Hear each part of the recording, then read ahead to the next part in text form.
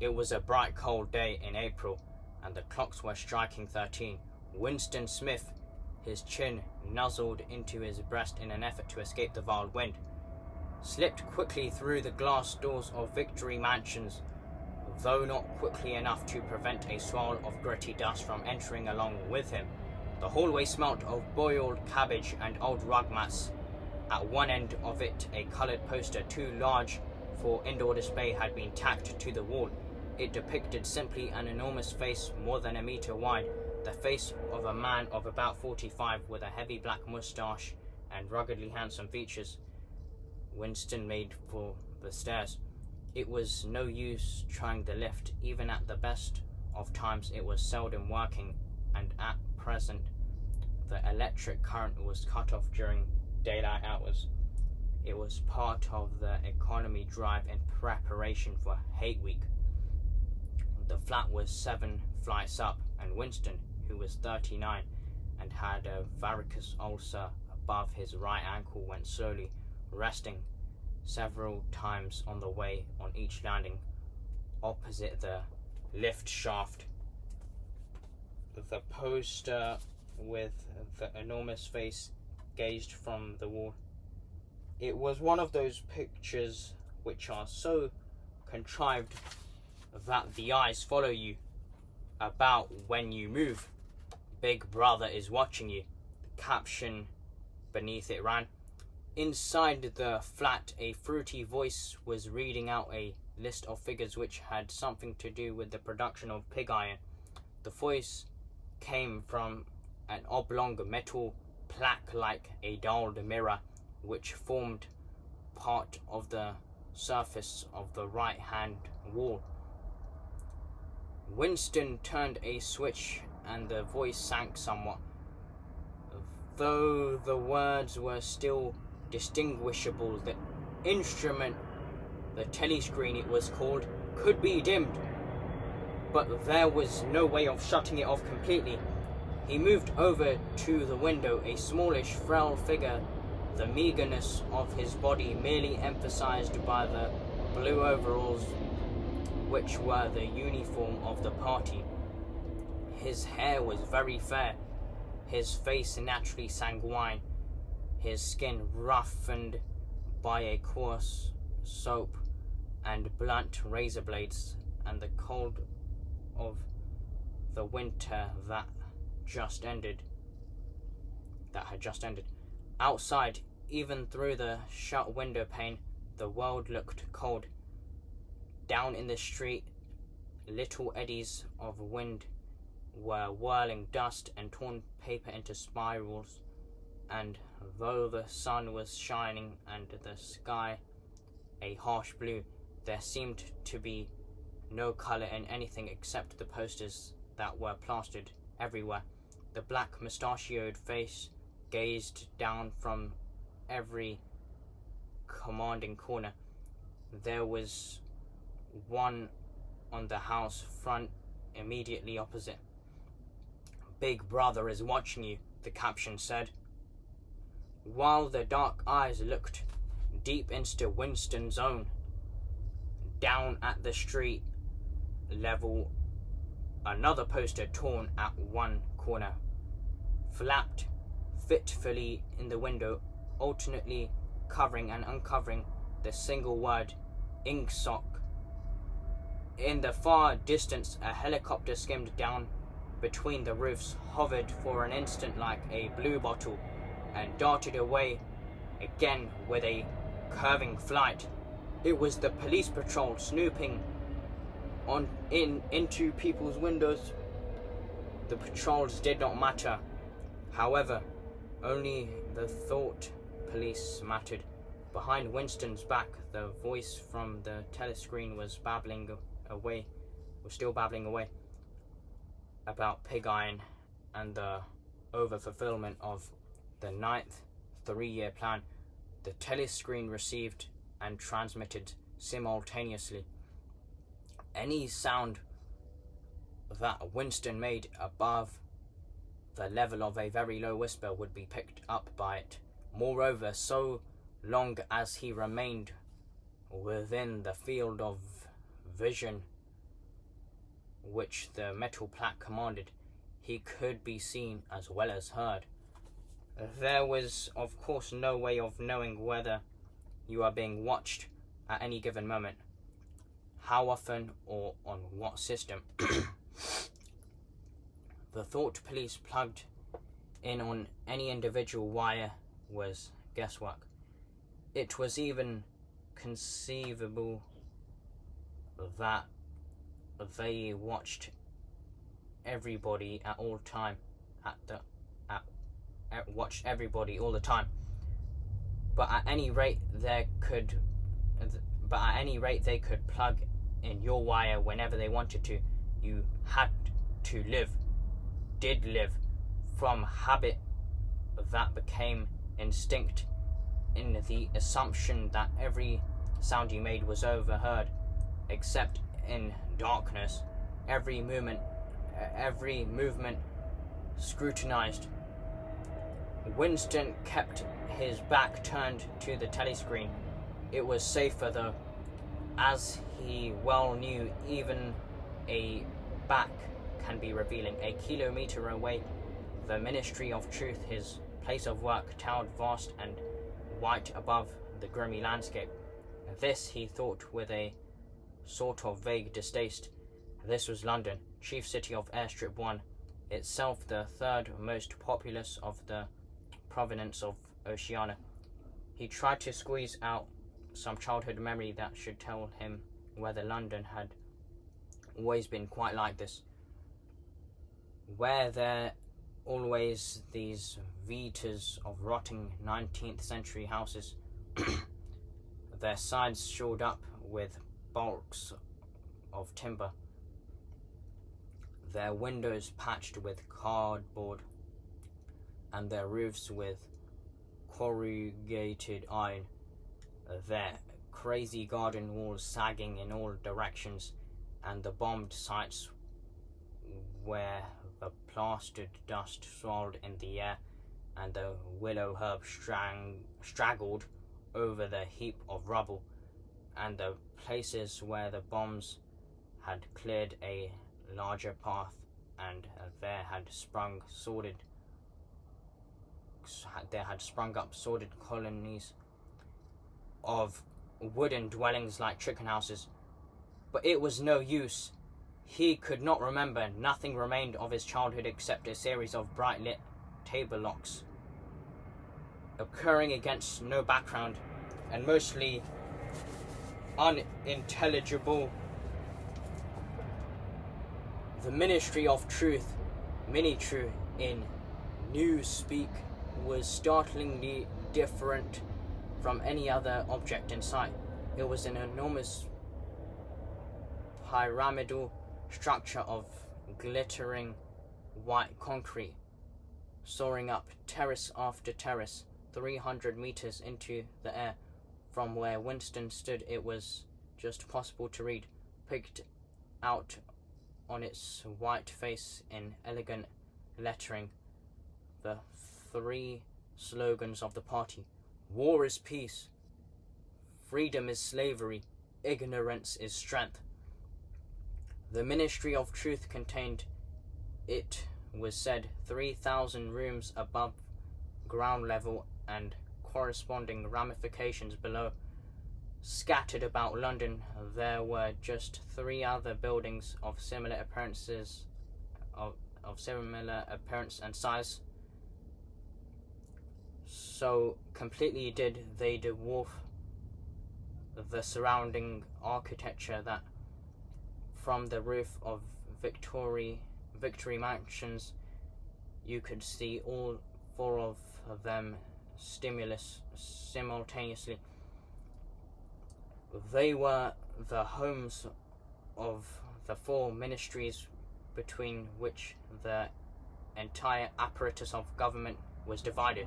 The Ministry of Truth, which concerned itself with news, entertainment, education, and the fine arts. The Ministry of Peace, which concerned itself with war.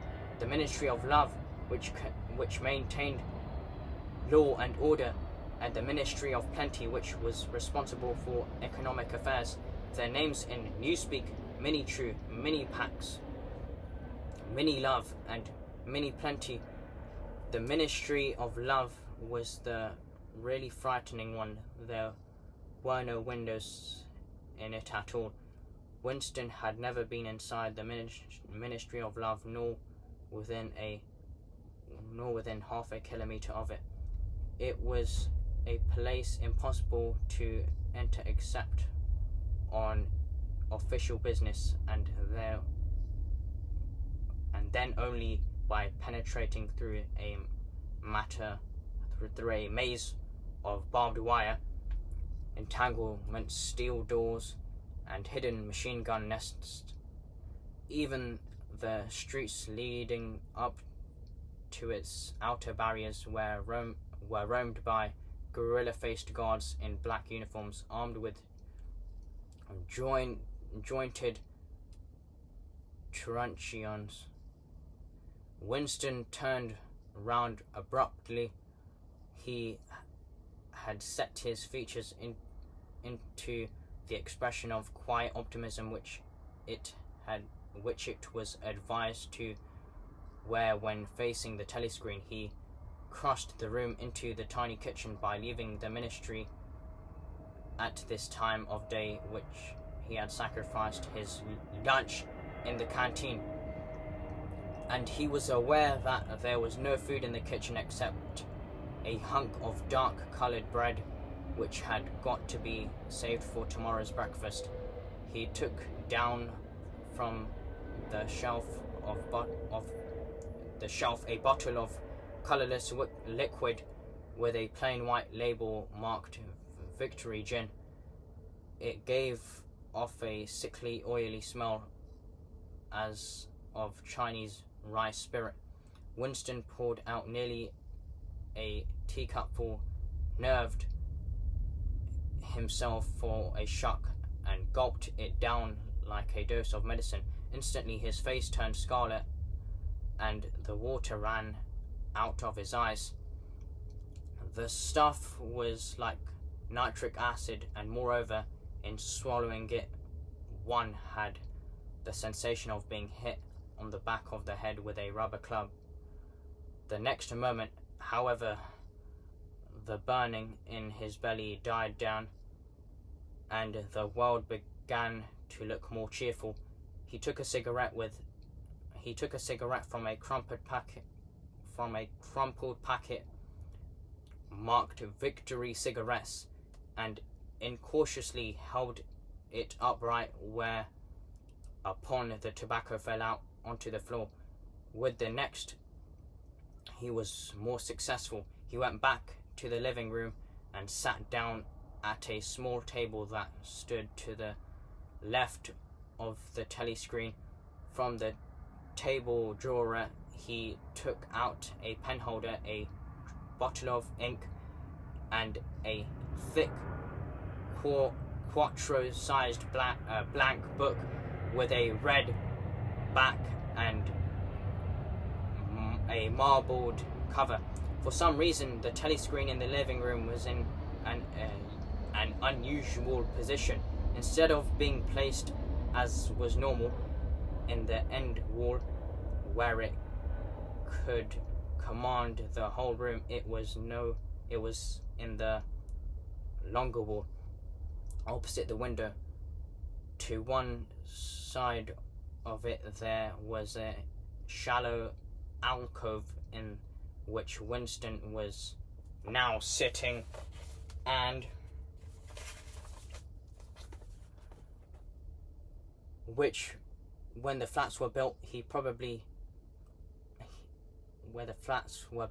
probably been intended to hold bookshelves. By sitting in the above and sitting in the alcove and keeping well back, Winston was able to remain outside the range of the telescreen.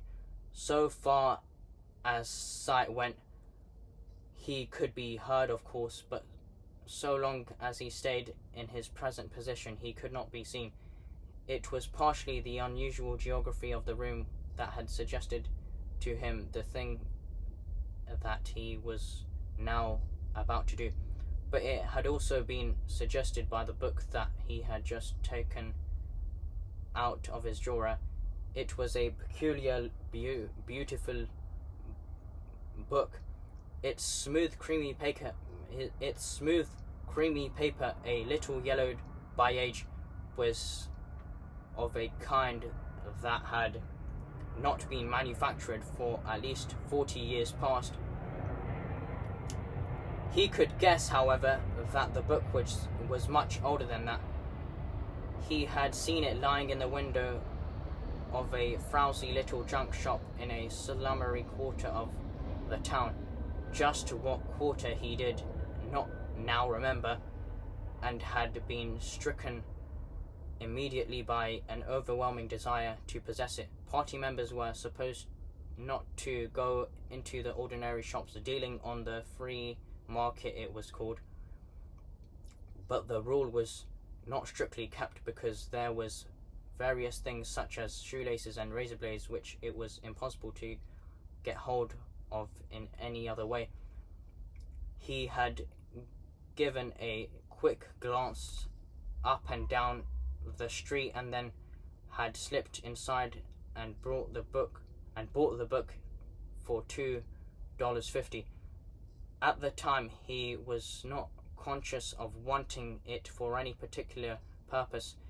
He had carried it guiltily home in his briefcase, even with nothing written in it. It was a compromising possession. The thing that he was about to do was open a diary. This was not illegal. Nothing was illegal, since there was no longer any laws, but if detected it was reasonably certain that it would be punished by death, or at least by 25 years in a forced labor camp. Winston fitted a nib into the pen holder and sucked it to get the grease off. The pen was an archaic instrument, seldom used even for signatures, and he had procured one furtively and with some difficulty, simply because of a feeling that the beautiful creamy paper deserved to be written on with a real nib instead of being scratched with an ink pencil. Actually, he was not used to writing by hand. Apart from very short notes, it was usual to dictate everything into the speak right, which was of course impossible for his present purpose. He dipped the pen into the ink and then faltered for just a second. A tremor had gone through his bowels. To mark the paper was the decisive act. In small clumsy letters he wrote, April 4th, 1984. He sat back. A sense of complete helplessness had descended upon him. To begin with, he did not know with any certainty that this was 1984. It must be round about that date, since he was fairly sure that his age was 39, and he believed that he had been born in 1944 or 1945, but it was never possible nowadays to pin down any date within a year or two. For whom it suddenly occurred to him to wonder, was he writing this diary for the future, for the unborn? His mind hovered for a moment round the doubtful date on the page, and then fetched up with a bump against the newspeak word doublethink. For the first time, the magnitude of what he had undertaken came home to him. how could you communicate with this future? It was of its nature impossible. Either the future would resemble the present, in which case it would not listen to him, or it would be different from it, and his predicament would be meaningless. For some time he sat gazing stupidly at the paper. The telescreen had changed over to strident military music. It was curious that he seemed not merely to have lost the power of expressing himself, but even to have forgotten what it was that he had originally intended to say. For weeks past, he had been making ready for this moment, and it has never crossed his mind that anything would be needed except courage. The actual writing would be easy. All he had to do was transfer the paper the interminable restless monologue that had been running inside his head literally for years. At this moment, however, even the monologue had dried up. Moreover, his varicose ulcer had begun itching unbearably. He dared not to scratch it, because if he did so, it always became inflammable. The seconds were ticking by. He was conscious of nothing except the blankness of the page in front of him, the itching of the skin above his ankle, the blaring of the music, and a slight booziness caused by the gin. Suddenly he began writing in sheer panic, only imperfectly aware of what he was setting down. His small but childish writing straggled up and down the page, shedding first its capital letters and finally even its full stops. April 4th, 1984, last night to the flicks.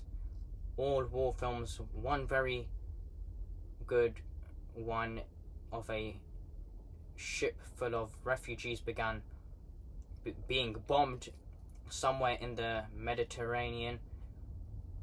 Audience much amused by shots of a helicopter, by shots of a great, huge, fat man. Helicopter, bro. Audience amused by shots of a great, huge, fat man. Trying to swim away with a helicopter after him. First you saw him wallowing along in the water like a porpoise. Then you saw him through the helicopter's gun sights. Then was full of holes, and the sea around him turned pink, and he sank as suddenly as though the holes had let in the water. Audience shouting with laughter when he sank. Then you saw a lifeboat full of children with a helicopter hovering over it. There was a middle-aged woman, might have been a Jewess, sitting up in the bow with a little boy about 3 years old in her arms. Little boy screaming with fright and hiding his head between her breasts as if he was trying to burrow right into her.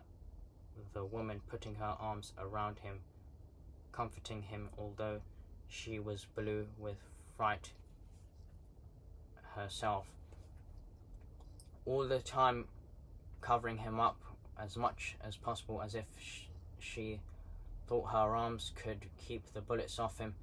Then the helicopter planted a 20-kilo bomb in among them, terrific flash, and the boat went all of the matchward. Then there was a wonderful shot of a child's arms going up, right up into the air. A helicopter with a camera in its nose must have followed it up, and there was a lot of applause from the party seats.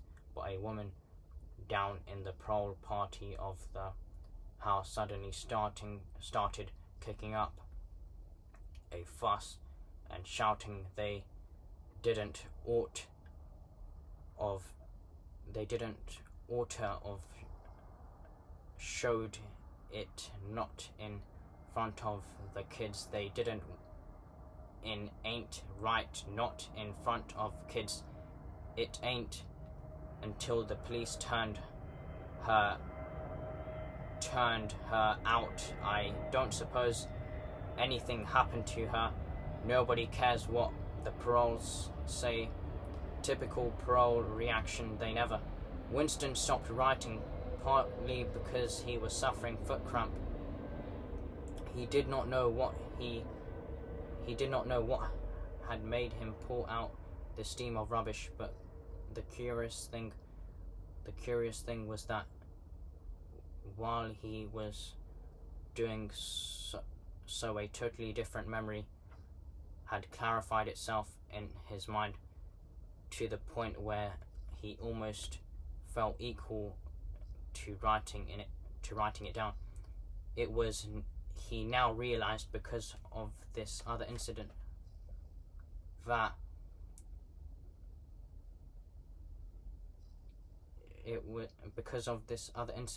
he had suddenly decided to come home and begin the diary today. It had happened that morning at the ministry, if anything so nebulous could be said to happen. It was nearly 1100, and in the records department where Winston worked, they were dragging the chairs out of the cubicles and grouping them in order, and grouping them in the center of the hall, opposite the big telescreen, in preparation for the 2 minutes hate. Winston was just taking his place in one of the middle rows when 2 people whom he knew by sight but had never spoke to came unexpectedly into the room. One of them was a girl whom he's often passed in the corridors. He did not know her name, but he knew that she worked in the fiction department, presumably since he had sometimes seen her in oily hands and carrying around a spanner. She had some mechanical job on one of the novel writing machines. She was a bold-looking girl of about 27, with thick dark hair, a freckled face, and swift, athletic movements. A narrow scarlet sash, emblem of the Junior Anti-Sex League, was wound several times around the waist of her overalls, just tightly enough to bring out the shapelessness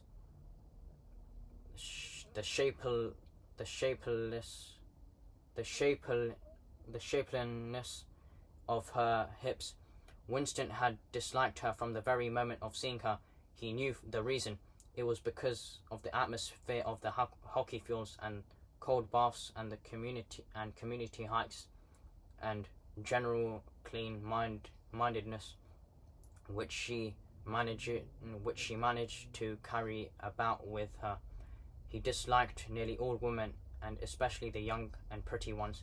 It was always the women, and above all the younger ones, who were the most bigoted adherents of the party, the swallowers of slogans, the amateur spies, and noses out of unorthodoxy, but this particular girl gave him the impression of being more dangerous than most. Once when they passed in the corridor, she had given him a quick sidelong glance which seemed to pierce right into him, and for a moment had filled him with black terror. The idea had even crossed his mind that she might be an agent of the thought police.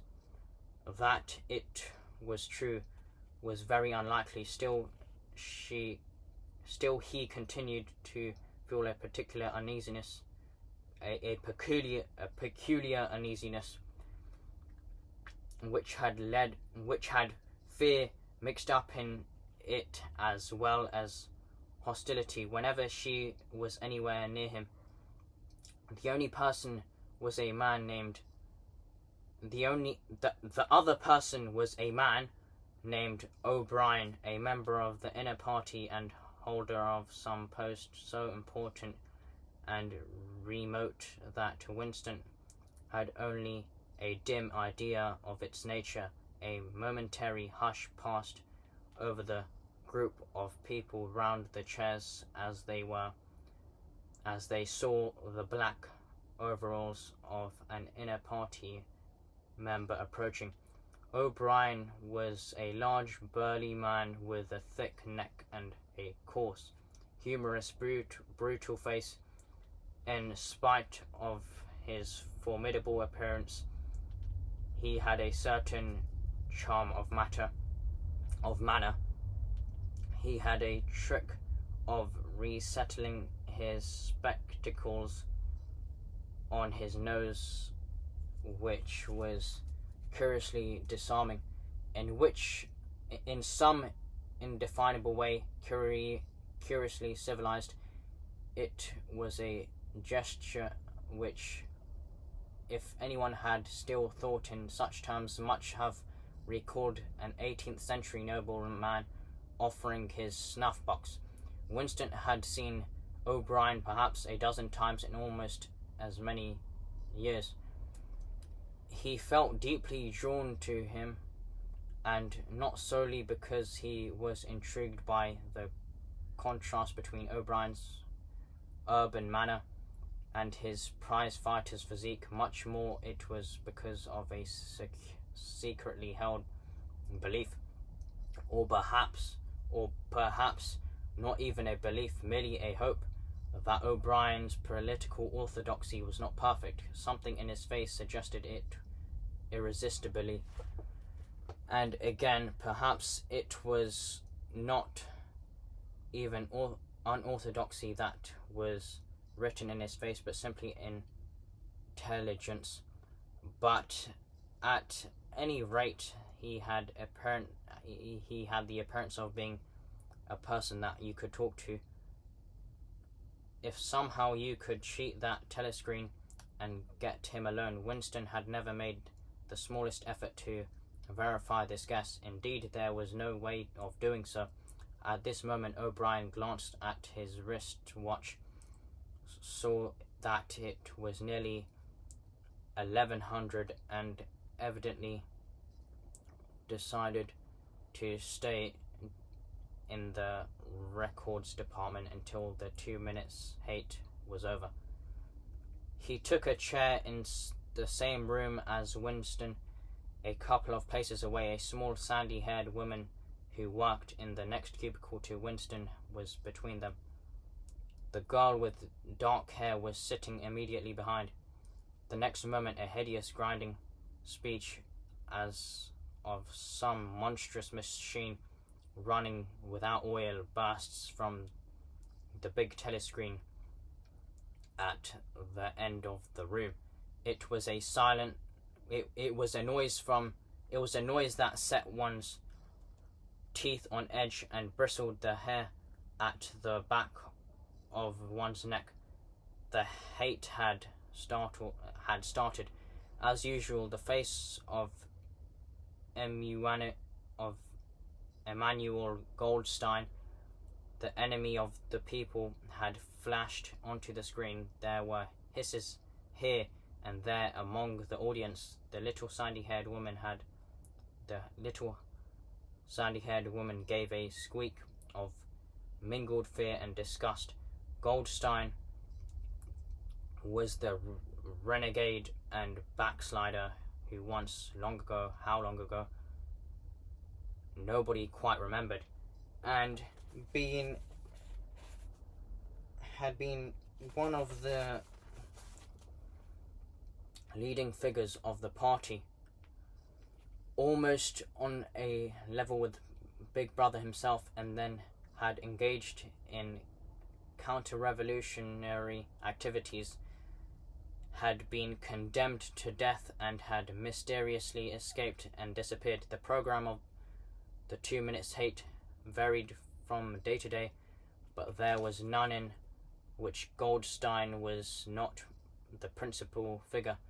He was the primal traitor, the earliest defiller of the party's purity. All subsequent crimes against the party, all treacheries,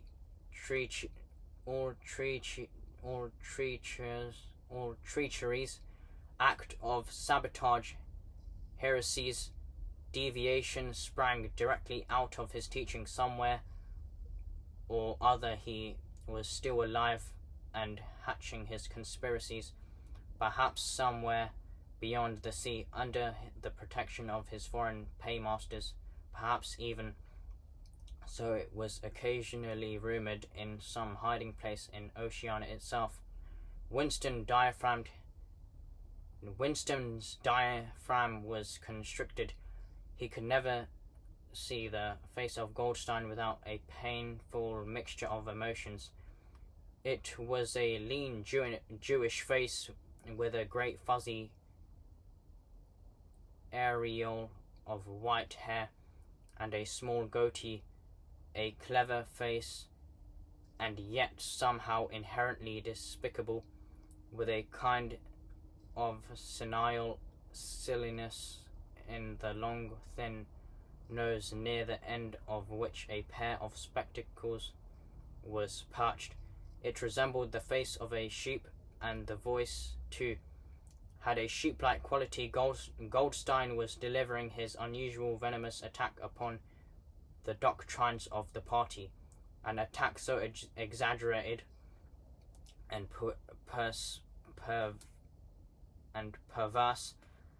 that a child should have been able to see through it, and yet just plausible enough to fill one with an alarmed feeling that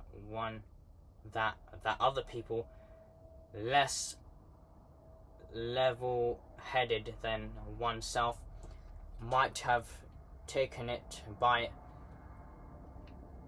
He was abusing Big Brother. He was denouncing the dictatorship of the party. He was demanding the immediate conclusion of the peace with Eurasia. He was advocating speech or freedom, freedom of the press, freedom of assembly, freedom of thought. He was crying hysterically that the revolution had been betrayed, and all this rapid polysyllabic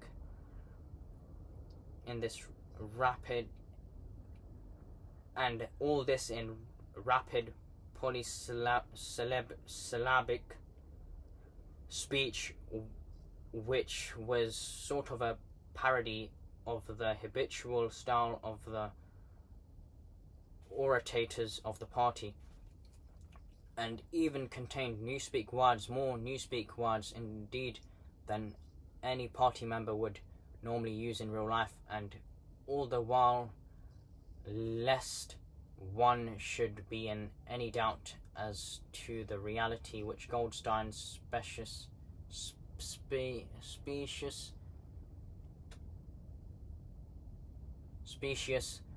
claptrap covered behind his head On the telescreen there marched the endless columns of Eurasian army, row after row of solid-looking men with expressionless Asiatic faces who swam up to the surface of the screen and vanished, to be replaced by others exactly similar. The dull rhythmic tramp of soldiers' boots formed the background to Goldstein's bleating voice. Before the hate had proceeded for 30 seconds, uncontrollable exclamations of rage were breaking out from the half of people in the room. The self-satisfied sheep-like face on the screen and the terrifying power of the Eurasian army behind it were too much to be borne. Besides, the sight or even the thought of Goldstein's produced fear and anger automatically. He was an object of hatred more constant than either Eurasia or East Asia, since when Oceania was at war with one of these powers, it was generally at peace with the other. But what was strange was that although Goldstein was hated and despaired by everybody, although every day and 1,000 times a day, on platforms, on the telescreen, in newspapers, in books, in theories, were refuted, smashed, ridiculed, held up to the general gaze for the pitiful rubbish that they were. In spite of all this, his influence never seemed to grow less. Always there were fresh dupes waiting to be seduced by him. A day never passed where spies and saboteurs acting under his directions were not unmasked by the thought police. He was the commander of a vast shadowy army and underground network of conspirators,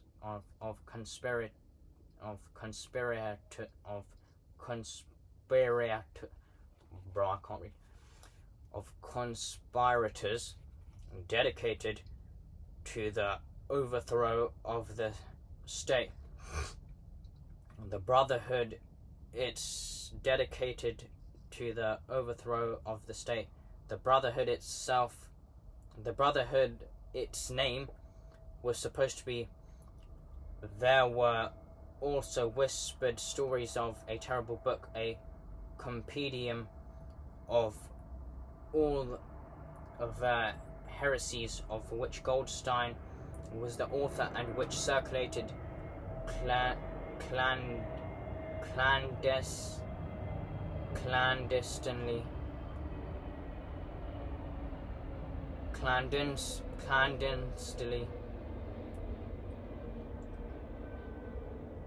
Here and there. It was a book without a title. People referred to it as people refer to it, if at all, simply as the book, but no one knew of such things, only through vague rumors. Neither the Brotherhood nor the book was a subject that any ordinary party member would mention if there was any way of avoiding it. In its second minute of hate rose to a frenzy. People were leaping up and down in their places and shouting at the top of their voices in an effort to drown the maddening, bleating voice that came from the screen. The little sandy-haired woman had turned bright pink and her mouth was opening and shutting like that of a landed fish. Even O'Brien's heavy face was flushed. He was sitting very straight in his chair, his powerful chest swelling and quivering as though he were standing up to the assault of a wave. The dark-haired girl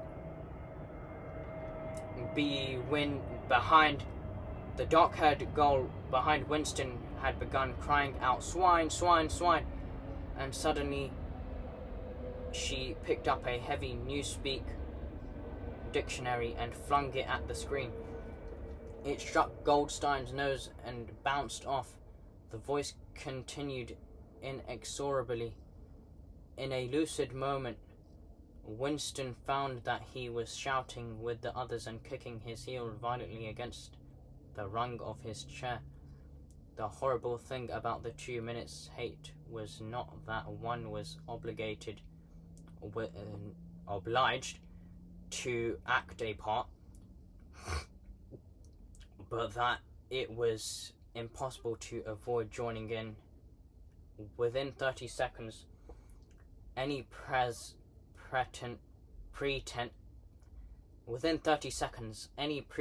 was always unnecessary. A hideous ecstasy of fear and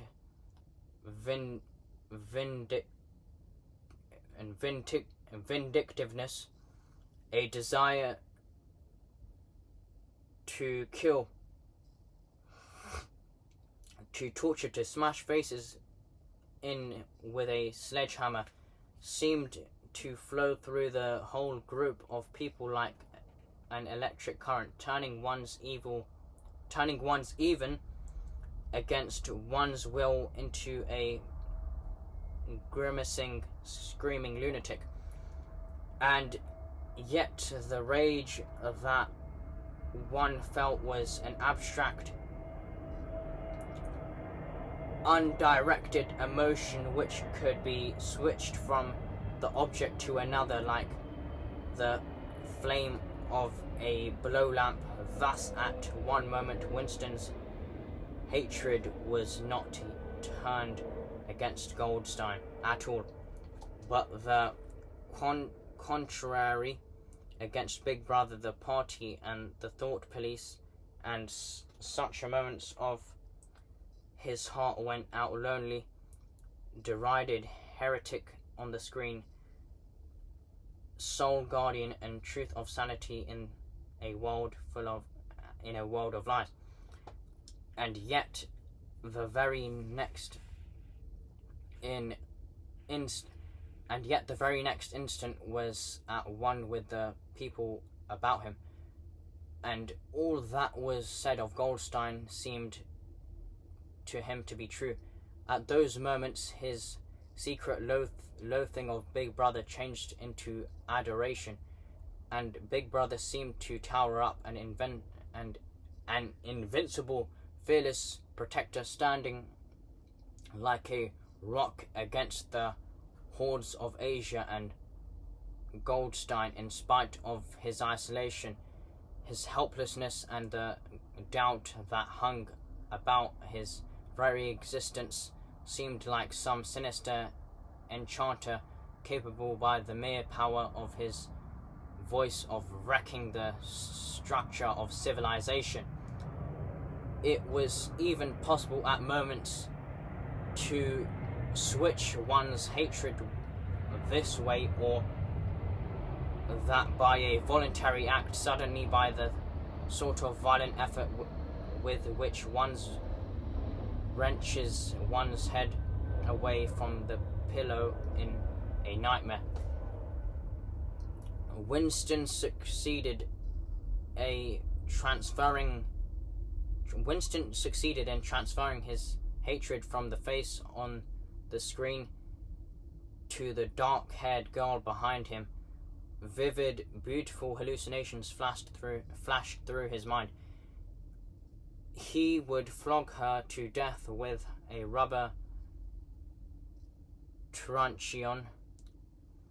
He would tie her naked to a stake and shoot her full of arrows like Saint Sebastian. he would never ravish her and cut her throat at the moment of climax. Better than before, moreover, he realized why it was that he hated her. He hated her because she was young and pretty and sexless. Because he wanted to go to bed with her and would never do so. Because round her sweet, supple waist, which seemed to ask you to encircle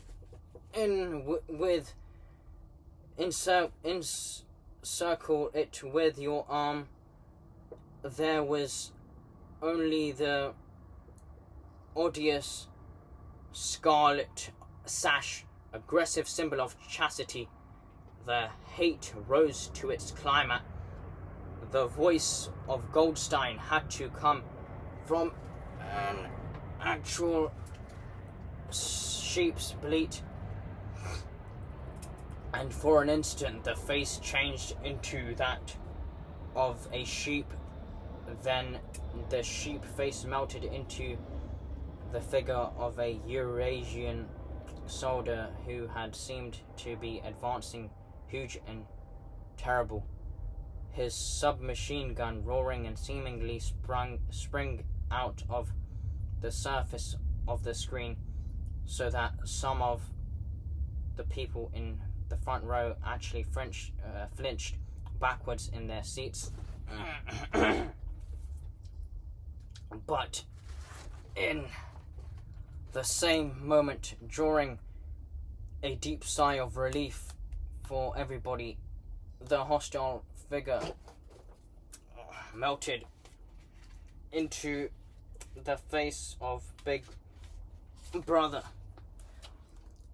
Black-haired, black-mustachioed, full of power and mysterious calm, and so vast that it almost filled up the ocean, filled up the screen. And so vast that it almost filled up the screen. Nobody heard what Big Brother was saying. It was merely a few words of encouragement, the sort of words that are uttered in the din of battle, not distinguishable individually, but restoring confidence by the fact of being spoken. Then the face of Big Brother faded away again, and instead of 3 slogans of the party stood out in bold capitals: "War is peace. War is peace. Freedom is slavery. Ignorance is strength." But the face of Big Brother seemed to persist for several seconds on the screen, as though the impact that it had made on everyone's eyeballs were too vivid to wear off immediately. The little sandy-haired woman had flung herself forward over the back of the chair in front of her, with a tremulous murmur that sounded like "my saviour." She extended her arms towards the screen. Then she buried her face in her hands. It was apparent that she was uttering a prayer. At this moment, the entire group of people were broke into deep, slow, rhythmical chant of "Bubba, Bubba, Bubba," over and over again, very slowly, with a long pause between the first B and the second, a heavy, murmurous sound, somehow curiously savage, in the background of which one seemed to hear the first stamp of naked feet and the throbbing of tom-toms. For perhaps as much as 30 seconds they kept it up. It was a refrain that was often heard in moments of overwhelming emotion. Partly it was a sort of hymn to the wisdom and majesty of Big Brother, but still more than it was an act of self-hypnosis. a deliberate drowning of consciousness by means of rhythmic noise. Winston's entrail seemed to grow cold. In 2 minutes, he could not help sharing in general delirium, but this subhuman chanting of "buh buh buh buh" always fulfilled him with horror. Of course he chanted with the rest. It was impossible to do otherwise. To disassemble your feelings, to control your face, to do what everyone else was doing, was an instinctive reaction. But there was a space of a couple of seconds during which the expression in his eyes might conceivably have betrayed him, and it was exactly at the moment that the significant thing happened, if indeed it did happen. Momentarily he caught O'Brien's eye. O'Brien had stood up. He had taken off his spectacles, and he was in the act of resettling them in his nose with his characteristic gesture. But therefore was a fraction of a second where their eyes met, and for as long as it took to happen, Winston knew, yes, he knew, that O'Brien was thinking the same thing as himself. An unmistakable message had passed. It was as though their two minds had opened, and their thoughts were flowing from one into the other through their eyes. "I am with you," O'Brien seemed to be saying to him. "I know you precisely what you are feeling. I know all about your contempt, your hatred, your disgust, but don't worry, I am on your side." And then the flash of intelligence was gone. O'Brien's face was inscrutable as everybody else's.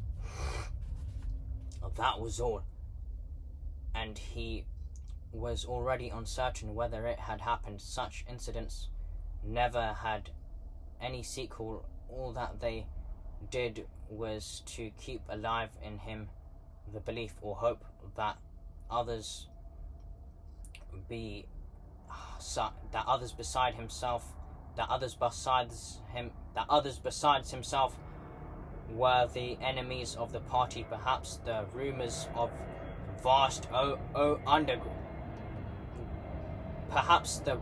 of vast underground conspiracies were true after all. Perhaps the Brotherhood really existed.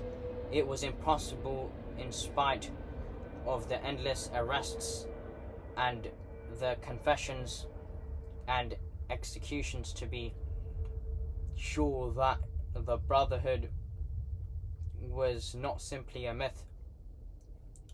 Some days he believed in it, some days not. There was no evidence, only fleeting glimpses that might not mean anything. Or the knocking was repeated. The worst thing of all would be to delay his heart and thumping like a drum, but his face, from long habit, was probably expressionless. He got up and moved heavily towards the door.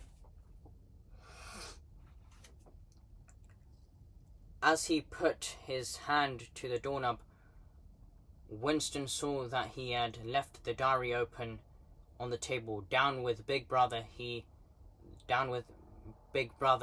written all over it in letters almost big enough to be legible across the room. It was an inconceivably stupid thing to have done, but he had realized even in his panic, he had not wanted to smudge the creamy paper by shutting the book while the ink was wet. He drew in his breath and opened the door. Instantly, a warm wave of relief flowed through him.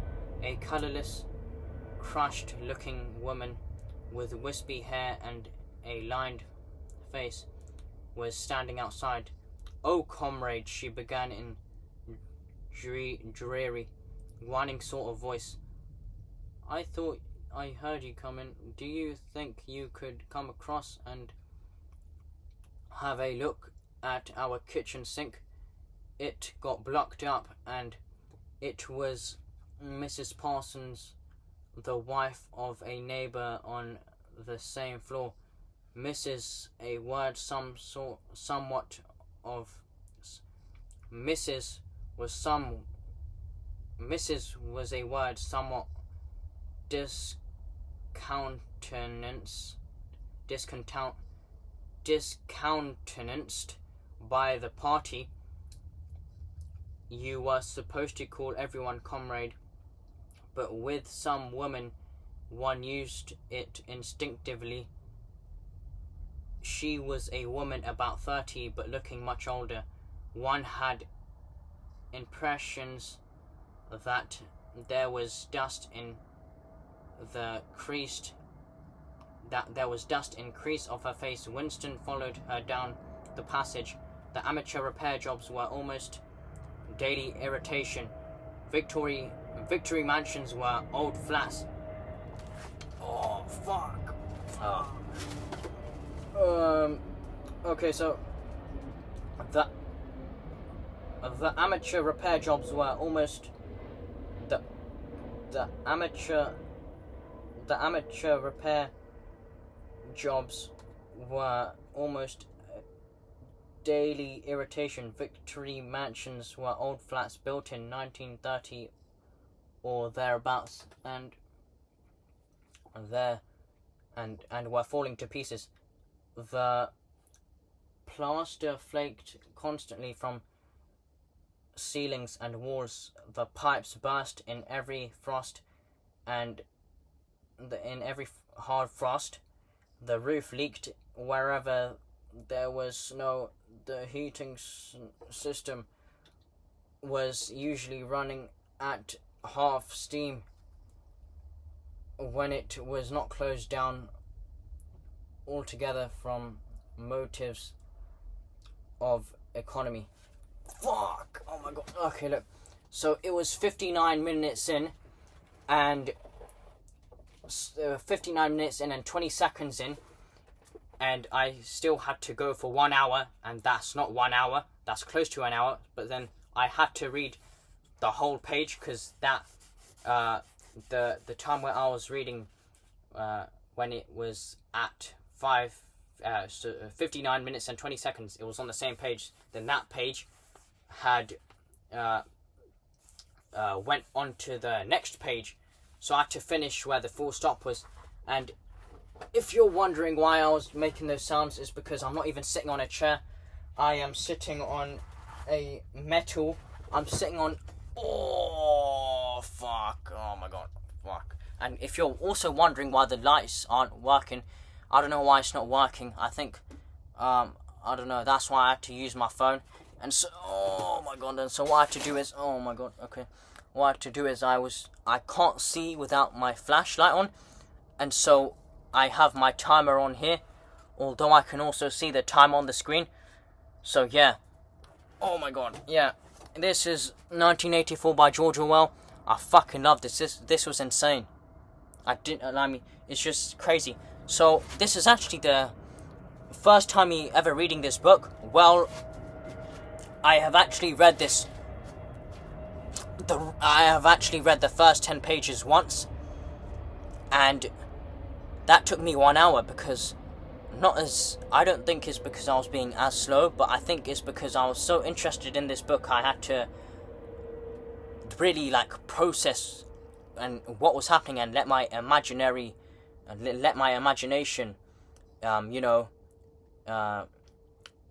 just imagine like what was going on, right? But whereas if I'm reading to here, I can just read and it was better. But I got through 20 pages in 1 hour, so that's double the amount of pages which I did in the same amount of time. Or was it less time? Okay, but anyway. No, I'm pretty sure I did read in 1 hour. Yeah, it was 1 hour. Okay, so yeah. And that was by myself. And yeah. You can't even see what I'm saying. Oh my god. My mum has been messaging me. And I might be fucked. Because she might be thinking, what the fuck am I doing? Oh my god. There's a light right there. Damn.